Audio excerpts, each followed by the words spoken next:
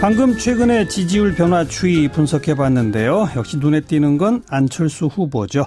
국민의당은 이제 안철수 대세론이 될 것이다 이렇게 주장을 합니다. 자, 정동영 의원 연결해서 말씀 좀 들어보죠. 정 의원 안녕하세요.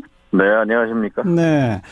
그러니까 지금 바른정당, 자유한국당, 더불어민주당 이런 순서로 타 전당대회하고 후보 경선하는 컨벤션을 치렀는데 국민의당만 사실 컨벤션 효과가 제일 큰 셈이에요. 맞죠? 예, 예. 그 이유가 뭐라고 생각하세요?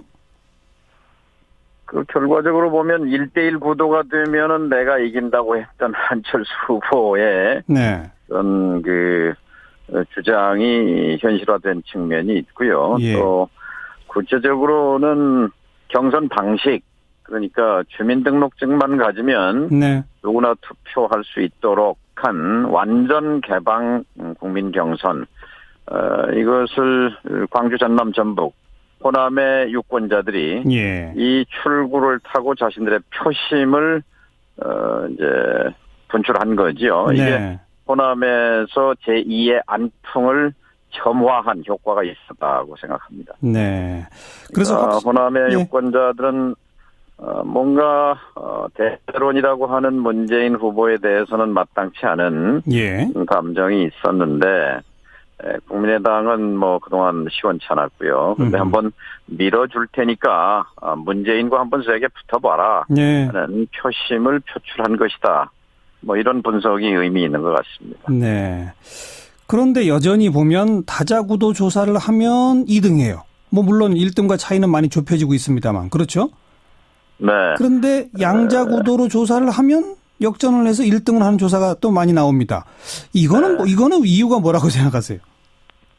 그러니까 하나는 이제 어제까지만 해도 갤럽 조사 같은데 보면은 이제 문재인 후보는 40%대고 안철수 후보는 한 29%까지 쫓아가긴 했습니다만 이제 금방 YTN 조사한 걸 보니까 38대 33 이렇게 나오네요. 그러니까 어제 얘기했던 우리 안 후보가 안철수의 시간이 오고 있다라는 말이 이제 하루 만에 이제 안철수의 시간이 왔다 이렇게 바뀐 것 아닌가.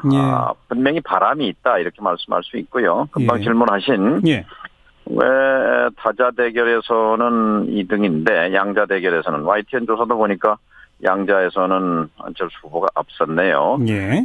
그걸 보면 문재인 후보는 다자에서 얻은 지지나 양자에서 받는 지지율이나 비슷해요. 비슷하고 그러니까 표의 확장성 면에서 양자구도의 YTN 지금 제가 보고 있는데 47대 40 이렇게 안철수 후보가 10% 앞선 걸로 나오는데 확장성에서 두 사람 간에 차이가 있는 것 같습니다. 확장성을 안철수 후보가 많이 갖고 있다 이거죠? 그 요인은 뭐라고 생각하세요? 그러니까 뭔가 박근혜 대통령 구속 장면 3월 31일 그게 하나의 전기였다고 봅니다. 그래요? 어떤 의미에서요? 그 전에는 그래도 어쨌든 구속 전까지의 그 삼성동 자택에 있던 박근혜와 그 대항마는 문재인 후보라고 볼 수 있었는데 일단 구속으로 박근혜라는 보수의 상징이 사라졌고 그것은 또 보수의 집권 가능성에 대한 소멸이라고 볼 수도 있고요. 보수의 붕괴 이후에 사실상의 양강구도, 사실상의 1대1 구도가 만들어지면서 폭풍양강을 보인 거다. 그러니까 얼마 전에 10%에 불과했던 안철수 후보의 지지율이 다자 대결에서 10%가 20%가 되고 30%가 되고 수직 상승 이게 한 불과 2주일 안에 일어난 변화거든요. 이건 뭐 거의 폭풍이라고 말할 수 있겠죠. 박근혜 대 문재인 구도였던 것이 사라지면서 문재인 대 안철수의 구도로 만들어지고 있다. 이 말씀이죠? 그렇죠. 문재인 대 박근혜일 때는 안철수 후보가 끼어들 여지가 좀 작았다면 이제 박근혜가 사라진 그 자리에 문재인 대 안철수. 박근혜가 사라지면서 말하자면 보수 후보들이 다 붕괴됐다. 그런 집권 가능성이 소멸했다. 이렇게 보는 게 맞을 것 같습니다. 네. 자, 그런데 이 추세가 계속 유지되느냐, 이게 이제 관건 아니겠습니까? 조금 아까 우리 분석에서도 갑자기 뛰어오른 지지율은 또 갑자기 꺼질 가능성도 큰 거다. 이런 지적이 있었는데 그 점 어떻게 생각하세요? 하기 나름입니다. 그런데 이제 안철수 후보가 얘기한 안철수의 시간이 오고 있다. 안철수의 시간이 왔다라는 것은 바로 국민들이 원하는 새로운 대한민국에 대한 갈망, 이것과 이제 일치가 될 때, 예.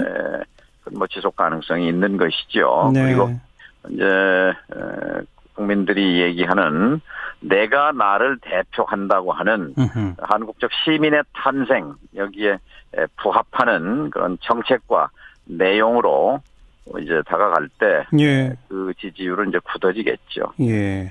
하지만 더불어민주당 또 문재인 후보 측도 역시 적폐청산 이런 용어와 함께 그게 결국은 새로운 대한민국이다. 뭐 이런 주장을 하지 않습니까? 어떤 차별성이 있을까요?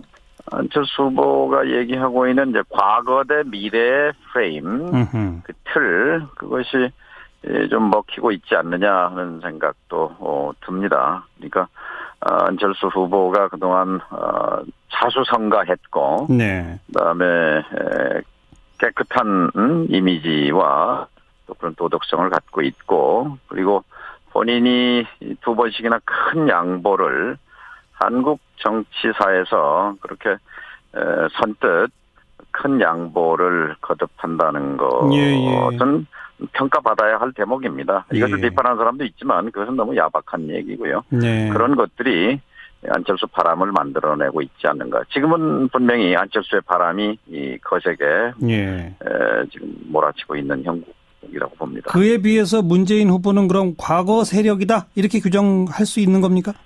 선거 국면에서도 어쨌든 지난 6개월여 쭉 1등을 달려온 그것이 오히려 피로감으로도 좀 작용하지 않을까 하는 생각도 듭니다. 피로감. 예. 네. 정동영 의원 그 누구보다 사실 문재인 후보도 잘 알고 안철수 후보도 잘 아는 분 아니시겠습니까? 그렇게 깊이 아는 건 아니지만 많이 안다고 볼 수 있죠. 그렇게 알고 계신 정도에서 볼 때도 확실히 안철수 후보가 낫습니까? 네, 안철수 후보는 어쨌든 그동안 양당 체제의 균열을 냈고, 그다음에 어쨌든 지금 우리 정치사에서 보수가 이렇게 축소, 거의 소멸 단계에 접어들면서 이렇게 야당 후보끼리 1대1 구도를 만드는 그 공은 안철수 후보의 공이어야 하지 않을까 싶습니다. 네. 앞으로 말이죠. 바른정당 유승민, 자유한국당 홍준표 후보와의 무슨 연대 이런 게 이루어집니까? 아니면 그런 거 없이 그냥 자연스러운 양자 구도로 갑니까? 사실상의 양자 구도가 지금 형성되기 시작했기 때문에 그렇게 가리라고 봅니다. 그리고 사실 자유한국당은 정리되는 것이 우리 정치 발전을 위해서 맞다고 보고요. 보수가 이제 재탄생해야죠. 네. 그리고 어쨌든 우리 유권자의 80%가 주권자의 80%가 구속에 찬성했고 파면에 찬성했고 탄핵에 찬성했고 그 구도 속에서 일단 정권 교체는 되는 것인데 정권 교체가 이제 문재인으로의 정권 교체냐 안철수의 정권 교체냐에서 이제 문재인 후보는 나로 되는 것이 진짜 정권 교체라고 말하지만 안철수 후보 입장에서는 국민의당 입장에서는 보다 좋은 정권 교체 또 새로운 대한민국을 정말 새롭게 시작할 수 있는 정치 세력이 국민의당이다. 이런 생각을 갖는 거죠. 그런데 좀 아까 질문드린 거에 대한 답변이 없었는데 자유한국당은 정리되는 게 바람직하다. 거기서 아마 홍준표 후보와는 연대 대상도 아니다라고 답변하신 것 같고 맞죠? 예. 유승민 후보 바른정당과는 어떻게 됩니까? 그러니까 집권 후에 개혁 과제들을 위해서는 협력할 상대지만 선거 과정에서 저는 연대해서는 저는 마이너스가 더 크다고 봅니다. 그럼 마이너스가 크니까 연대 논의 자체가 안철수 후보한테는 오히려 불리한 거군요. 예. 저는 그렇게 봅니다. 안철수 후보도 일단 연대에는 계속해서 거리를 두어왔고 자각론을 주장해 왔는데 그게 또 휴효 들어맞았다고 볼 수 있습니다. 알겠습니다. 그런 연대론 없이 자연스럽게 이미 양강 구도로 가고 있고 이걸 굳혀가면 이긴다 이 말씀. 예, 국민들이 사실상 양강구도를 만들어 주셨죠. 국민과의 연대, 이것이 더 강한 연대라고 생각합니다. 네. 뜻하는 바대로 되실지 한번 지켜보겠습니다. 오늘 고맙습니다. 예, 감사합니다. 국민의당 정동영 의원이었습니다. 예. 그 표의 확장성 면에서 예. 그 양자구도의 YTN 지금 제가 보고 있는데 47대 40 이렇게 안철수 후보가 10% 앞선 걸로 나오는데 예. 확장성에서 두 사람 간에 차이가 있는 것 같습니다. 확장성을 안철수 후보가 많이 갖고 있다 이거죠? 예. 그 요인은 뭐라고 생각하세요? 그러니까 뭔가 박근혜 대통령 구속 장면 3월 31일 네. 그게 하나의 전기였다고 봅니다. 그래요? 어떤 그러니까 의미에서요? 그 전에는 예. 그래도 어쨌든 구속 전까지의 삼성동 자택에 있던 박근혜와 그 대항마는 문재인 후보라고 볼 수 있었는데 일단 구속으로 박근혜라는 보수의 상징이 사라졌고 그것은 또 보수의 집권 가능성에 대한 소멸이라고 볼 수도 있고요. 네. 보수의 붕괴 이후에 하나는 이제 어제까지만 해도 갤럽 조사 같은 데 보면은 이제 문재인 후보는 40%대고 안철수 후보는 한 29%까지 쫓아가긴 했습니다만 예. 이제 금방 YTN 조사한 걸 보니까 38대 33 이렇게 나오네요. 네네. 그러니까 어제 얘기했던 우리 안 후보가 안철수의 시간이 오고 있다라는 말이 예. 이제 하루 만에 이제 안철수의 시간이 왔다 이렇게 바뀐 것 아닌가. 분명히 바람이 있다 이렇게 말씀할 수 있고요. 금방 질문하신 왜 타자 대결에서는 2등인데 양자 대결에서는 YTN 조사도 보니까 양자에서는 안철수 후보가 앞섰네요. 그걸 보면 문재인 후보는 타자에서 얻은 지지나 양자에서 받는 지지율이나 비슷해요. 그런데 실상의 양강구도, 사실상의 1대1 구도가 만들어지면서 폭풍 양강을 보인 거다. 그러니까 얼마 전에 10%에 불과했던 안철수 후보의 지지율이 타자 대결에서 10%가 20%가 되고 30%가 되고 수직 상승 이게 불과 2주일 안에 일어난 변화거든요. 이건 뭐 거의 폭풍이라고 말할 수 있겠죠. 예.